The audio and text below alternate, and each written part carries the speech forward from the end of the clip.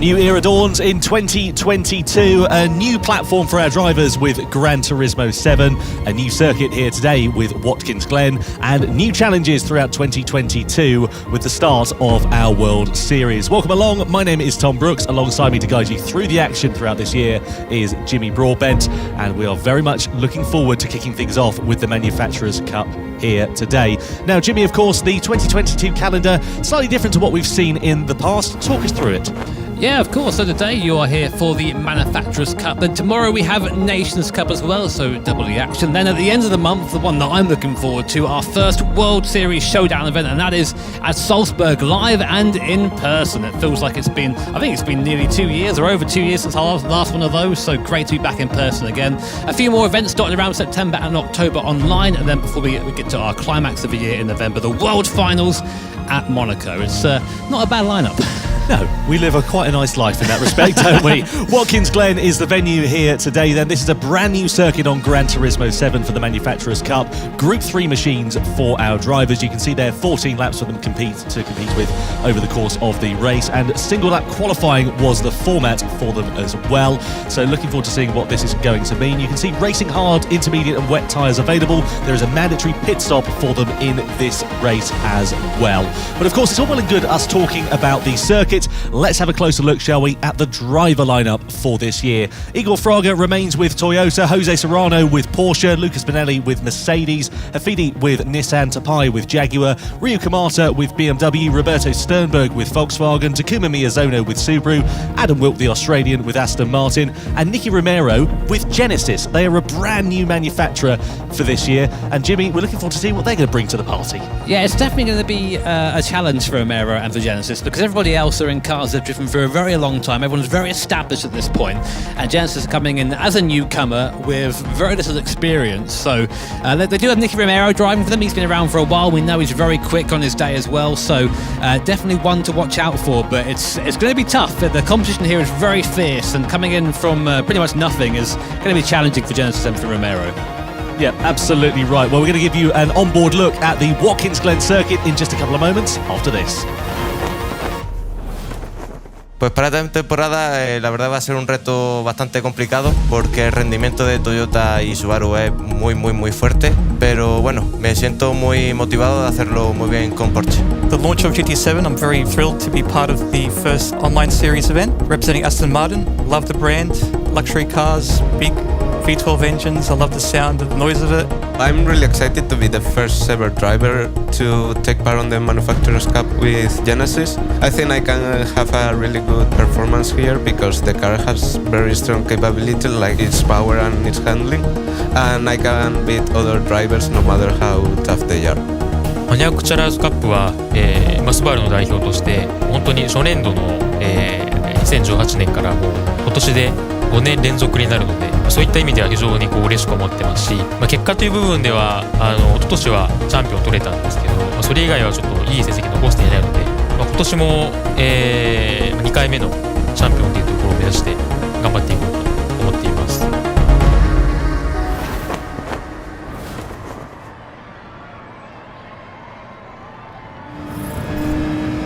So there, we're on board here at Watkins Glen for a look at the circuit. Brand new to GT7, of course, now down to T1 for the first time with Nicky Romero with the Genesis.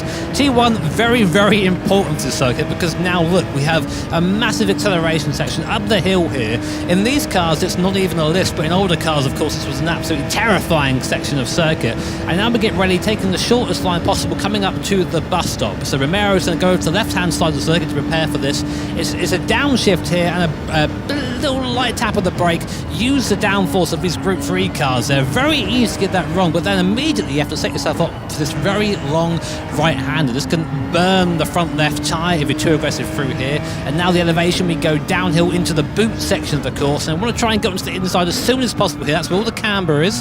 That's where all the grip's going to be. Let the car run out again, and now we come up to the next right-hander, another cambered corner. You want to try and attack this one quite early. Again, come into the inside, almost hug that curb, try try and use it to run the car around. Watch out for this barrier on the left. It comes out a lot quicker than you think it does. And now we're into the second half of the circuit. We're going back downhill now, downhill braking, so be careful. Don't brake too late here, but use it to understeer off. You can use just a little bit of the exit here, not too much, of course. Track limit's very tight in Gran Turismo, and now a very, very tricky uphill left-hander. The road falls away from you on the right here, and that wall on the right is just willing to greet you at any possible opportunity. Now, very fast left-hander, just a little bit of speed being scrubbed off there by the turning. Now for the last corner, very important for lap time, run the car over to the wall, and that's Nicky Romero's attempt at his qualifying run. What sort of time are we going to be from Nicky Romero? He comes in at, say, 1:44.0, nearly into the 43. So not a bad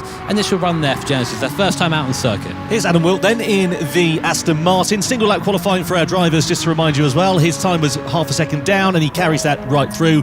Is half a second slower. Takuma Miyazono with the Subaru BRZ in 2022. A new car on the grid for them. What are they going to be able to do? He was a little bit down in the penultimate sector as he comes to the line. Can he make up that time? Yes, he can. The first driver into the 1:43s. Miyazono provisionally fastest for now. Yeah, that Subaru really quick in those medium speed corners. They just grabbed a little bit of time over Romero. Here comes Sternberg in the VW Beetle. Time wasn't great from him, goes into fourth provisionally. Here is Kamata in the M6, bit of an older car in BMW's lineup now, but still quick in its own right and good enough for third. Only just slower than Romero there in the Genesis. Now, a little bit of time before our next drivers come across the line. We have a Feedy here. Now, the GTR, historically, has always been a bit of a weapon in a straight line, and guess what Watkins Glen has in spades? It's straight lines. So this GTR is probably going to have a fairly nice time through here. Here's Benelli as well. In the AMG. The Mercedes being one of those brands that's always been somewhere near the top, although I'd say last year they sort of fell off a little bit. Yeah, the balance of performance changed hands a little bit for Lucas Benelli and for the AMG team in total, so we're keen to see what they are going to be able to do in 2022, see whether the balance of performance has changed back in their favour as well. And what about Jose Serrano? That Porsche 911, it's always been there and thereabouts, and I'm keen to see if the Spaniard is going to be able to pull things out of the bag. You can see there, he's only warming up at the moment, but yeah, it's really, really exciting to see them pushing the limits, because you can see not a lot of runoff available at all at Watkins Glen here. Yeah, backing the Porsche into a corner is one way to warm your tyres. Also, probably a good way to end up in the barrier. I've done that a few times at Watkins Glen. Very easy to get that wrong. So we're on board now, Adam Tapai. He's a long-term driver at Jaguar, so knows this car back to front. He's putting a lap time for us. What's it going to be? It's a 44.5, so good enough for middle of the road, which unfortunately is sort of where we're used to seeing Adam Tapai. GTR currently up, won the attempt on Miyazono going into the last couple of corners. Can he carry that to the line? He does, only just so, by 1,000th. Nissan ahead of Subaru there, so very close to the top. Very nice indeed. Lucas Benelli didn't have a particularly brilliant third sector. Where is he going to go? It's only fifth quickest in the Mercedes. Likewise, Jose Serrano, we saw him backing it in and pushing the limit on this lap. He was kind of warming himself up in that first sector, now has gathered things up, but only goes eighth quickest, some 0.7 of a second adrift. One more driver ready to take to the line. It's Igor Fraga. He was nearly 0.3 up in the final sector, and he aims it out of the final corner. Really strong exit there. Igor Fraga to the line, and it's pole position then in the Toyota for round one of the Manufacturers' Cup in 2022. So Igor Fraga and Toyota take first blood. Hafidi will join him on the front row of the grid. Miyazono and Romero row 2. Kamata and Benelli row 3. Jaguar with Adam Tapai and Aston Martin with Adam Wilk on the next row. Jose Serrano for Porsche and Roberto Sternberg completing our 10-driver strong grid.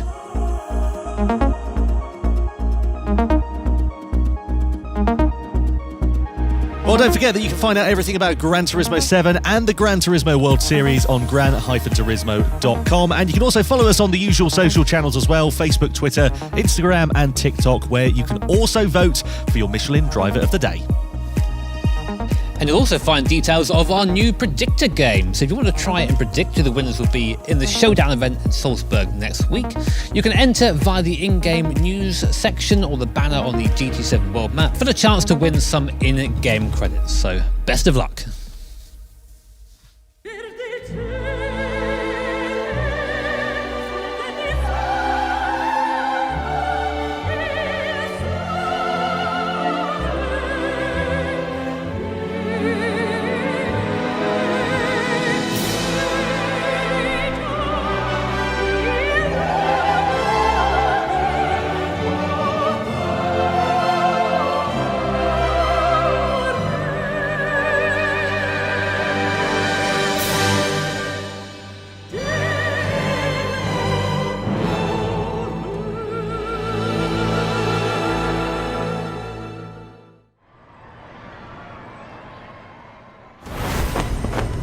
Well, it certainly has been a long time coming, but we're back in action in 2022 for the Gran Turismo World Series. Here we are then, ready to go for the first Manufacturers' Cup race of the year. And here is how our grid is going to line up. It's Igor Fraga with a brilliant pole position for Toyota. Hafidi lines up in the Nissan alongside him on the front row of the grid. Takuma Miyazono with Subaru heads row 2, and he's got Nicky Romero for the brand new Genesis team alongside him. Then it is Ryu Kamata for BMW in 5th place, with Lucas Benelli lining up P6 for Mercedes. Adam Tapai, the Hungarian driver for Jaguar, lines up P7, and the Australian Adam Wilk for Aston Martin alongside him. The final row is Jose Serrano for Porsche and Roberto Sternberg in the Volkswagen Beetle, completing our 10-driver strong grid ahead of the 14-lap race, Jimmy. Yeah, of course, a lot of drivers on that hard compounder tyre. It's going to be a rolling start, and Igor Fraga is actually probably in the wrong position because he's right at the front. He's going to be giving a draft to all the cars behind him. So, pole position on circuit for the start of the race, but that might not be ideal going down to the bus stop for the first time. Well, just a reminder, of course, that all the drivers have to make one mandatory pit stop in this race. There is only racing hard tyres available for our drivers as well, so they'll make a stop from the hards, go on to the hards, and I'm sure it'll be very exciting. But here we are then, ready to go. Manufacturers' Cup 2022 World Series is underway here at Watkins Glen. Igor Fraga leads the field down towards the first corner from Hafidi, from Takuma Miyazono as we come in towards turn number 1. So Hafidi closing up then on the brakes, but of course this being a rolling start, the field relatively spread out, so we shouldn't expect any overtaking moves through the first couple of corners at least, but once they get a bit of heat into their tyres and brakes, maybe that's when we'll see drivers beginning to strike as we ride on board here with Kamata looking quite close onto the back of Nicky Romero here and the Genesis then. Is he going to be able to launch a move as he goes into the slipstream, pulls to the outside then as we come down the back straight into the chicane, has to back out of it, not quite close enough to mount an attack at the moment. Yeah, probably his best chance to get that done there, but of course it seems that Romero just about covering that off, a little bit closer coming in to the long right-hander down the hill. You can see second and third also quite close together. That's Hafidi and Miyazono. We're still following Kamata for now in the BMWs. We come into the downhill section. So here is Miyazono there, of course, our 2020 Manufacturers Cup champion, our Subaru. So we saw Miyazono earlier on saying very much he'd like to try and get another championship for Subaru. So we'll see how he does. Really, right now, running in third behind Hafidi. But that Subaru in a straight line, struggling compared to the GTR a little bit. That's not the first time we've seen that as well. Subaru's been really quick in the corners, but has always struggled traditionally with straight line speed, and that does seem to be the case for him here so far as well. That Nissan's a bit of a rocket, and he's just able to give himself enough of an advantage to not be under any immediate threat from Miyazono, but certainly the Subaru looking a little bit quicker in the sort of mid to lower speed corners. The traction on that BRZ is looking pretty handy. You can see Miyazono then going through into the right-hander, and he's coming into the pit lane, so he's making his stop at the end of the first lap. So he's going to drop right to the back of the field then here. He's making his mandatory pit stop, going to try and run a bit of clean air. Adam Tapai also coming in at the end of lap 1. That's really interesting, because you'd think you want to try and stay in the train and try and take the slipstream around it, because the draft is worth a lot of time around Watkins Glen, you know, especially if you're in the Subaru, which is slower on the straights. You've been dragged around a little bit, so I'm interested to see if this is going to work out. We say this all the time when Miyazono does anything like this, so we'll see what he does. Maybe it'll be a master straight, maybe it'll be awful, but that is Takuma Miyazono's strategy in a nutshell, really. So Igor Fraga currently leading the race from Hafidi in the Nissan, unable to break away, it seems. The gap very much around 2 to 3 tenths. Miyazono then out the pit lane on his own. It wasn't the only person to pit, though. Adam Tapai did pit as well. The Jaguar, who's just behind, just currently out of slipstream range. Yeah, Tapai qualified down in 7th place, so that Jaguar not quick necessarily in qualifying trim. I wonder if he's going to be able to latch on to the back of him as we cross back to this battle for 7th place, as Sternberg sends it down the inside of Adam Wilk. So it's Volkswagen ahead of Aston Martin. Nice clean move there into that left-hander for Sternberg, getting the move done, moving up into 7th place. His next target will be Jose Serrano in the Porsche, who is about 8 tenths of a second up the road. Yeah, Wilk was very kind there. I think maybe a little bit too kind. It is early on in the race. Maybe he wants to be in the draft as well, but just seemed like he sort of gave that one up without really a fight. So yeah, 7th and 8th has fallen off the back a little bit. We're now on board with Wilk, looking at the back of Sternberg and the VW in front, of course, on board this Aston Martin. Says he loves the Aston, he loves the luxury car brand, but right now not having a great race. A little bit sideways there, and I told you that corner there really difficult to get out of. It's a low speed corner in a low gear. If you make a little mistake, you have to gather it up, and unfortunately there's a wall there waiting to give you a nice big hug if you do that. So Lucas Benelli coming into the pit lane for his pit stop now. Yep, and not the only driver that's coming to the pits at the end then of this lap as well, because Roberto Sternberg, I should say, also into the pit lane then. So they're making their stops from the hard tyres onto their next compound, of course, of hard tyres, the only tyre available here for the manufacturer series. So that is 4 drivers who have now made their stops as we are now on lap 3. And it's the status quo at the front. Igor Fraga running a good race, but as you said earlier on, not able to build enough of a gap. 0.3 of a second it's sat at pretty much for the entirety of this one. Benelli comes out ahead of Adam Tapai as well.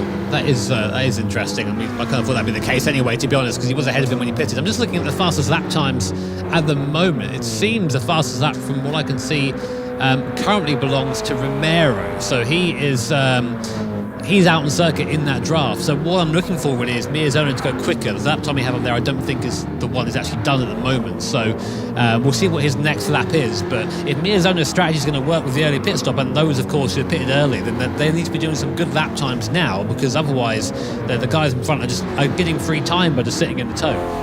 Well, it's interesting, isn't it? Because we talk about strategy a lot in these races, and though, of course, there's only one compound of tyre, it's going to be really important to see who pits where if you drop out of that slipstream train effectively, and that could really, compromise your race, couldn't it? But you have to remember, this is a brand new set of physics for these guys in Gran Turismo 7, so they're really having to adapt to the new challenges here, because these guys have been around for a while driving, of course, in GT Sport, but with GT7 the tyres are a bit different, the way things wear are different, the way the cars feel are different, and getting all that done and getting all that done properly is important for your race. So they see them Romero now moving up into second as Hafidi comes into the pits with the GTR.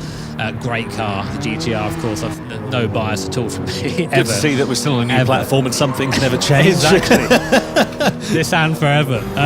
But yeah, interesting to see him pit now, because what we want to see now is where Miyazono comes out in relation to Hafidi in the GTR. So it's coming around the corner now, and I don't see. Oh, there you go. So interesting. Miyazono comes out ahead of Hafidi. So that's actually worked out for Takuma Miyazono, who's just set the fastest lap too, a 44.9 in clean air. So as usual, he makes us look like idiots up here in the commentary booth, and does a strategy I think won't work, and then it's working for him at the moment. But of course, he was earliest to switch onto that tyre, so come the end of the race, he's going to have the most tyre wear. Yeah, new tyre model in Gran Turismo 7 as well. Soft tyres wear a lot quicker now. Hard tyres have got a bit of a plus point with longevity, and as you said, of course, there is a 4 times tyre multiplier in this race as well. So 1 lap is the equivalent to 4 laps. Of course, Miyazono's done a lap longer on those tyres compared to Hafidi, so they are going to be a little bit more worn towards the end of this one, and we'll have to see how it all works out. But if they're running as close as they are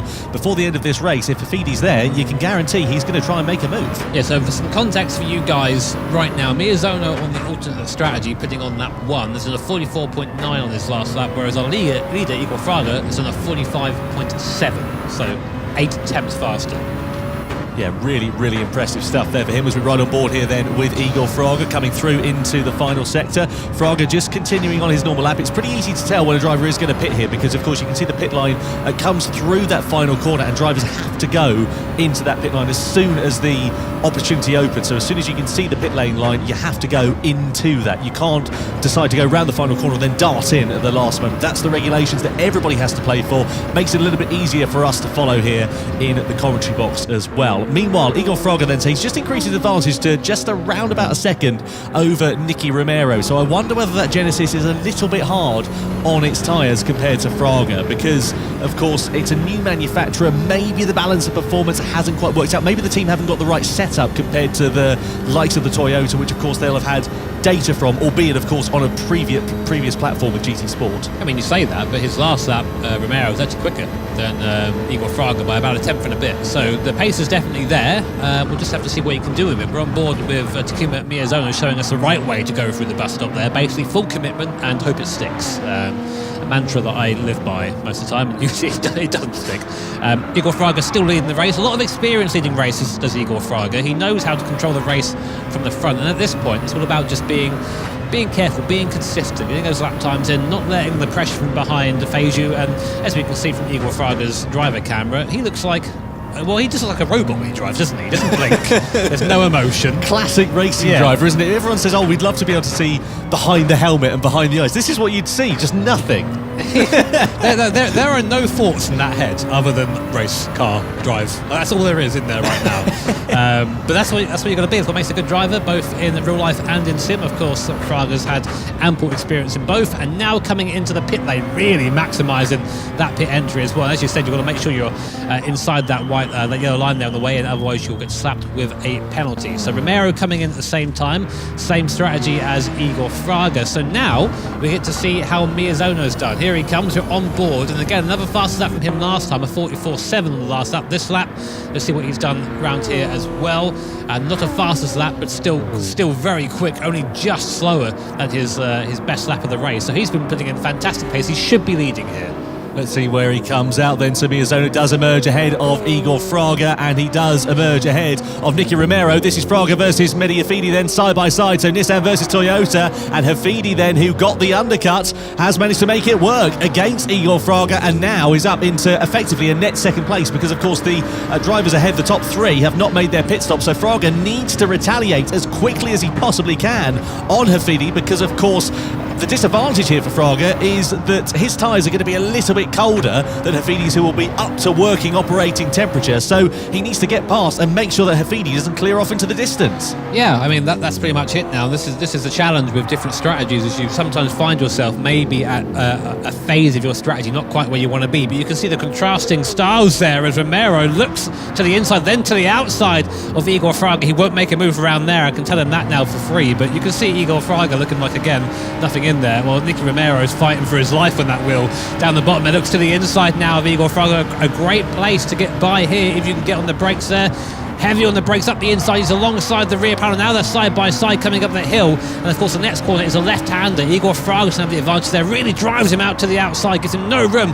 Runs in deep into the corner. Sits on the apex. That's textbook defending there from Fraga. And Romero's going to have to try again next lap. Yeah, he tried to get a stronger exit out of there, didn't he, Romero, after having his entry on the corner compromised. But of course, whilst they've been squabbling, it's allowed Lucas Bonelli to close right up onto the back. So from being a two-way battle, set to possibly become a three-way scrap here, because all three of these drivers have now made their pit stop. We're right on board here with Romero, who's in the middle of this sandwich at the moment. As they come across the timing line and down towards the first corner, he's having to keep a watching brief on his mirrors, because the Brazilian Bonelli is getting very close behind. But of course, he needs to make sure that he's not too defensive and defending fresh air, so that Fraga isn't able to just pull out a few more tenths of a second and get away. At this point, you're just looking forward. You're looking forward at the car you're catching, which is Igor Fraga again in that draft there. Fraga goes defensive into the bus stop, which is the right hand. Romero, though, I think is going to drive just straight past him. Here comes Bonelli too. Looks to try and guard the inside at the same time. Can't quite get by. Romero up into sixth place then in the Genesis past Toyota. And now,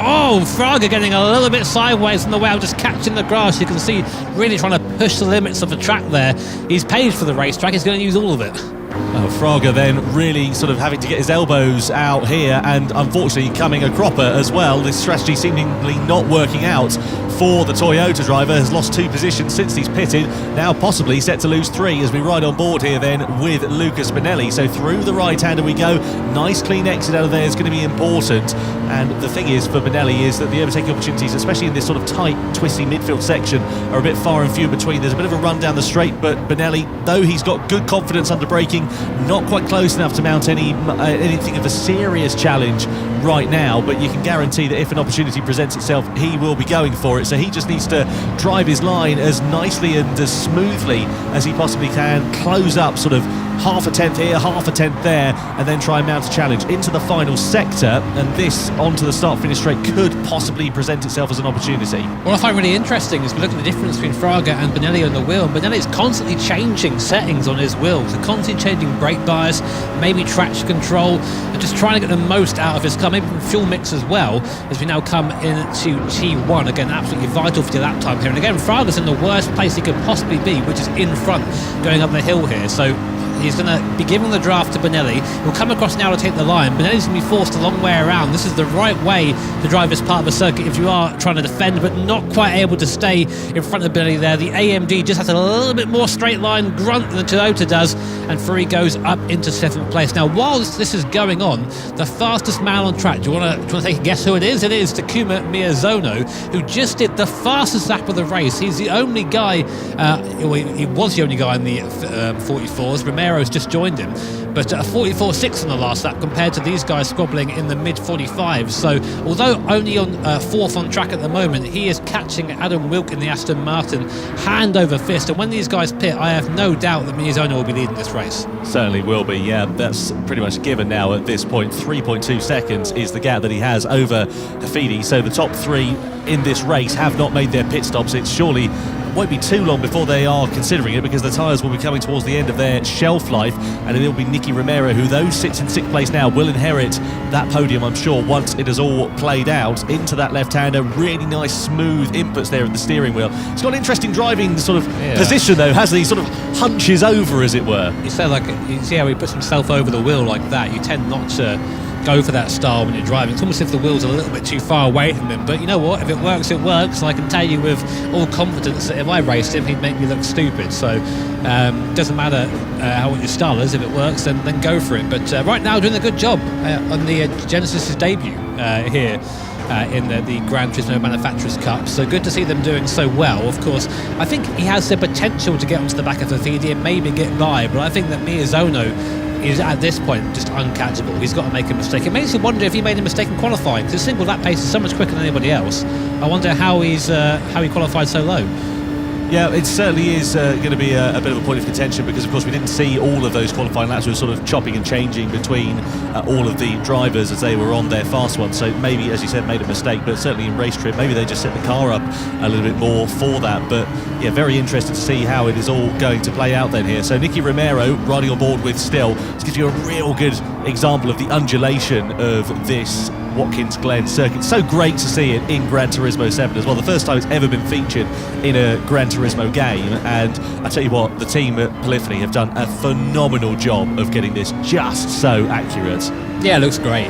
Watkins Glen is one of those circuits that I think that every title should have, so it's great to see it introduced into Gran Turismo 7 for you, of course, at home to enjoy as well. And see if you can beat our guys' times. I bet you can't. if you can, then feel free. We'll be commentating on you maybe next time. But Romero, as we're riding on board with, is catching Hafidi. I mean, I don't have to look at the timer to tell you that GTR is getting bigger in our windscreen in front. So coming through these last two left hands, I think this is where the GTR struggles a little bit compared to the Genesis. Now you really fire it in here, use the camber of the corner, and let the car just wander out to the wall. Let it wander, but don't let it hit the wall. that's the main thing. It's a fine balance, isn't it? I mean, yeah, it's the one that I struggle with. Look at it. Oh, I can imagine you do. Here is Takuma Miyazono then, so the effective race leader at this point, with just under 4 laps now remaining. Of course, Kamasa, Serrano and Adam Wilk have not yet made their mandatory pit stops in this race. He's had good pace though, hasn't he? And he's closing up onto the back of that Aston Martin here. Yeah, he's really pushing too. His last lap was actually the fastest at 44.4, so really getting the most out of this Subaru is Miyazono as we go through the chicane once more. You can see leaving nothing at the table there, just dipping a tyre into the grass. But it's been a fantastic drive by Takuma Miyazono so far, and I have to say that strategy that I thought was kind of a bit scuffed, to be honest, has really paid good for him. Yeah, I'm really keen to see how it's going to work out. You can see he is pushing the envelope there, just trying to get that car rotated into the next series of corners, and yeah, very keen to see how this is all going to work out for him. We ride on board here with the Japanese driver. Really nice, smooth driving style that he's got, and that gap between himself and Adam Wilk is definitely coming down. You should expect that though, of course, because Wilk has not made his pit stop. Those hard tyres are going to be going off a little bit more than the fresher rubber that Miyazono has got underneath him now, and he's closing up here onto the back of this Aston Martin. And I would imagine what Wilk is going to do is probably come into the pit lane end of this lap, next lap or something like that, and get those tyres off, because at the moment he's just hemorrhaging time. That's what Miyazono's going to be hoping. He doesn't want to be held up by Wilk, and he has got the speed over him. If he does get held up, then these guys behind are going to be there to make advantage of that. Right now, Serrano and Kamata coming into the pit, so this is going to be a change of lead. Will come in as well. He does. Okay, so there you go. You were right, Tom. That's the first time I've ever said that, I think. Thank you very much. In like 4 years. And Miyazono goes up into the lead. The gap now 4.4 seconds back to Hafidi. Will Romero get out in front? I think Romero's actually dived Hafidi behind there. Yeah, he has. Nicky Romero there up into second place. We just caught the end of that in the Genesis. That's fantastic stuff there from Nicky Romero. That Genesis is having a great debut here. Where's Kamata going to emerge out with Tapai there as well? They're side by side on the run up the top of the hill. So it's Jaguar on the inside, BMW on the outside, and it is the Hungarian who gets ahead. Keep an eye out for Sternberg there in the background as well, as these three drivers running really close to one another as they come down the back straight in towards the bus stop chicane. Of course, Tapai has got a little bit older brother underneath him, but it's a little bit more up to operating temperature here. This is Hafidi. This is the mistake he made, and this is how Romero was able to get past. So wide out of the final corner, over the curb there for Hafidi, and here comes Nicky Romero down the inside, late on the brakes, through into second. Yeah, just tagged the wall there. You don't really need to invite Romero twice, and that was enough for him to easily get by. And just like that, I mean, it's a shame because it's been a good race for Hafidi in that GTR. We're not used to seeing this actually run this high, so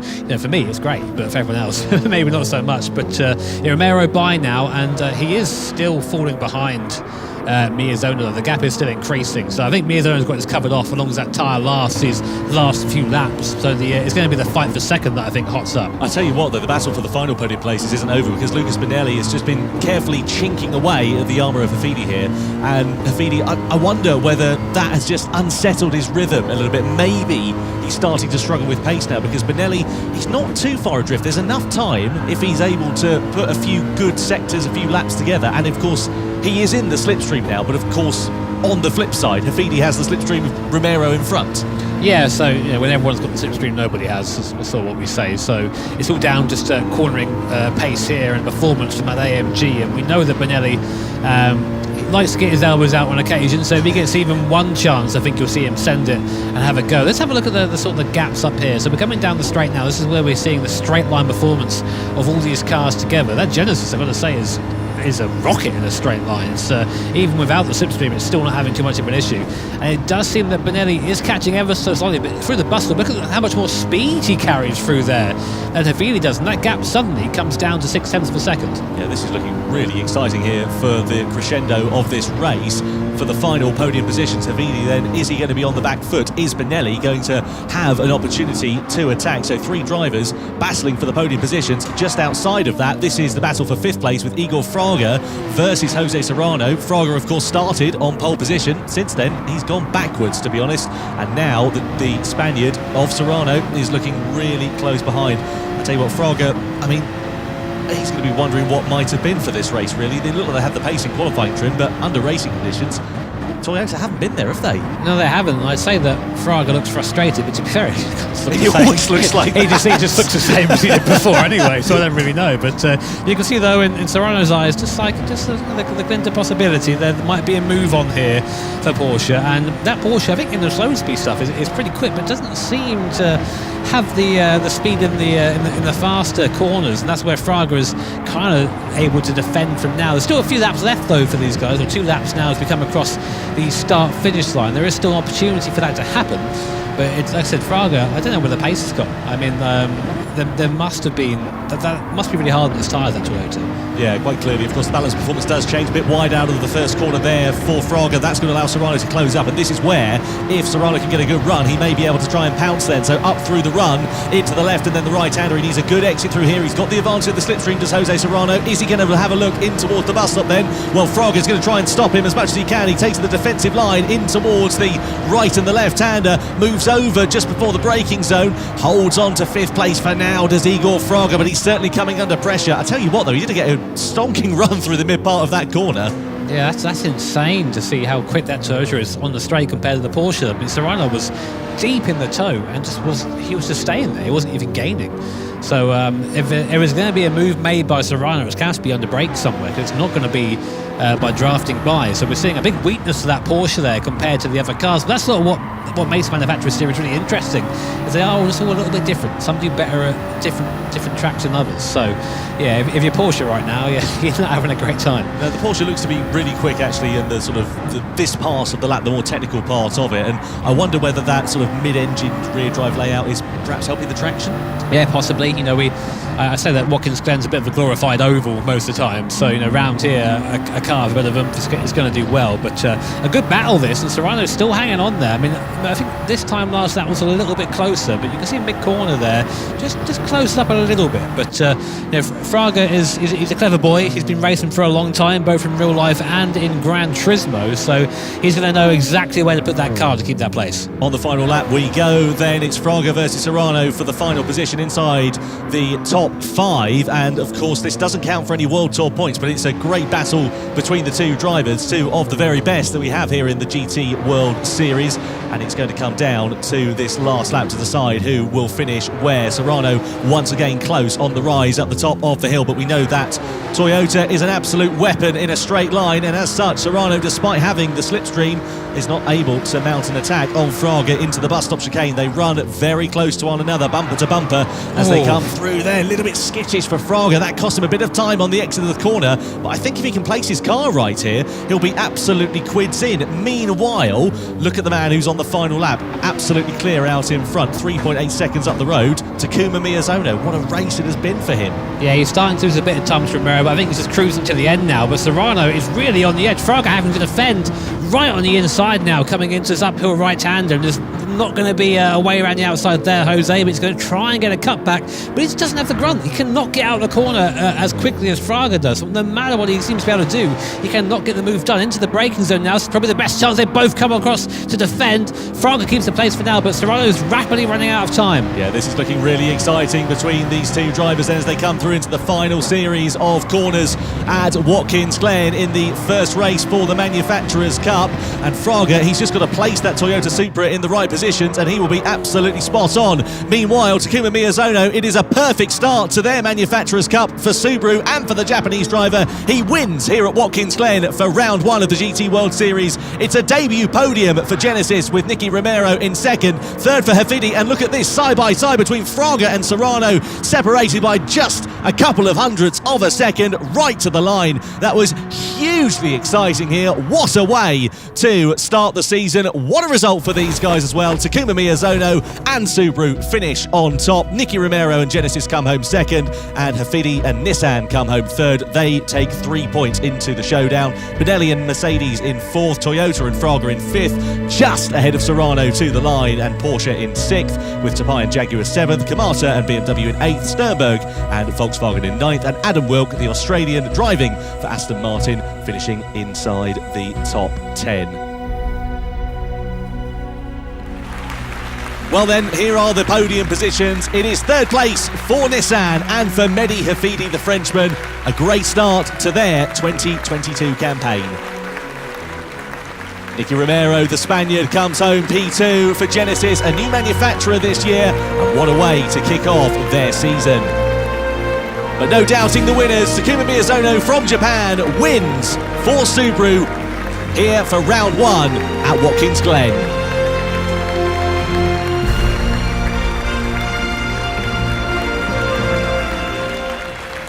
戦略については、もちろんレース前にいろいろ考えていたんですけど、予選が、3番手っていうところで、前にですね、トヨタと日産がいたと思うんですけど、まだですね、スバルのBRZ の方が燃費が少し分があるの、かなっていうふうには思っていたので、そういう意味ではレースペースっていうところではちょっと絶対的な自信を今回は持っていたので、1周目に入ってしまえば前の2台をかわせるんじゃないかなと思って、レース中にそこは考えて、1周目にピットインしました。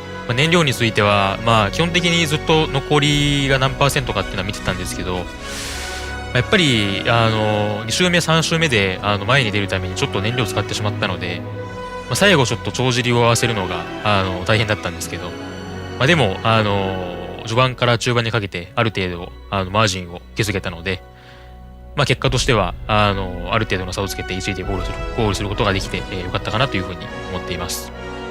約2年半ぶりのライブイベントが行われるということで、しかもザルツブルグレッドブルハンガーセブンっていうのは本当に素晴らしい場所ですし、今まで自分は2回参加させていただいてるんですけれども、本当一番と言っても過言ではないぐらい好きなワールドツアーの中で好きな場所なので、そういったところに参加できるっていうのは非常に楽しみです。で、やっぱり今回の優勝っていうのは今年の流れっていうところでは非常にいい結果だというふうには思っていますし、スバルの代表としてフラインの、ワールドツアーに出るっていうのは、2019年以来になると多分思うんですけど、本当久々なんですけど、そこはあまり気にせずに、今回の流れのまま、次も3人がきっちりとこう、チームの力を発揮してで結果として優勝できればなというふうに思っています。